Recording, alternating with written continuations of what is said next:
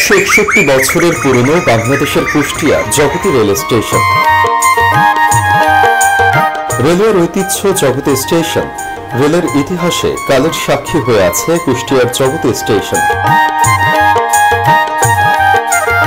এটি এদেশের প্রথম রেল স্টেশন।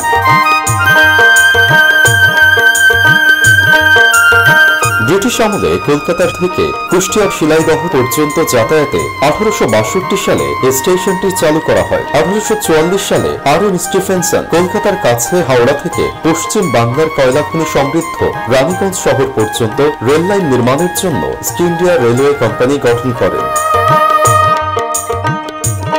এই কোম্পানি 1854 সালে হাওড়া থেকে হুগলি পর্যন্ত 38 কিলোমিটার রেল লাইন চালু করে। এরপর 1862 সালের 29 September eastern Bengal railway Kolkata থেকে রানাঘাট পর্যন্ত রেলপথ চালু করে। এই লাইনকেই বর্ধিত করে ওই বছরের 15 নভেম্বর কুষ্টিয়ার জগতী পর্যন্ত 53.11 কিলোমিটার ব্রডগেজ রেল লাইন শাখা উন্মোচন করা হয়। সে সময় প্রতিষ্ঠিত হয় পূর্ববঙ্গের প্রথম রেলওয়ে স্টেশন জগতী। পরে ঢাকার সঙ্গে কলকাতার যোগাযোগ ব্যবস্থা সহজতর করতে 1871 সালে 1 জানুয়ারি জগতী থেকে বর্তমান রাজবাড়ী জেলার পদ্মা নদী তীরবর্তী গোয়ালন্দ ঘাট পর্যন্ত রেল লাইন চালু করা হয়। সে সময় মানুষ কলকাতা থেকে ট্রেনে করে জগতী স্টেশন হয়ে গোয়ালন্দ ঘাটে যেতেন। সেখান থেকে স্টিমারে পদ্মা নদী পেরিয়ে চলে যেতেন ঢাকায়। কালের সাক্ষী হয়ে আজও দাঁড়িয়ে আছে দেশের সেই প্রথম রেলওয়ে স্টেশন জগতী।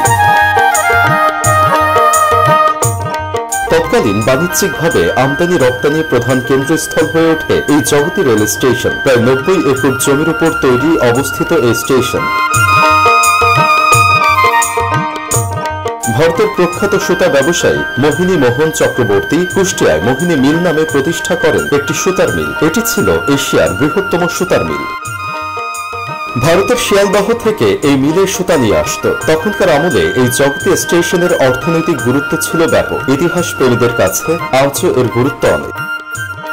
কিন্তু কালের বিবর্তনে অযত্নে অবহেলায় ধ্বংসস্তূপে পরিণত হয়েছে এই স্টেশনটি। জনজীর্ণ এই রেলওয়ে স্টেশন এখন শুধুই ইতিহাস।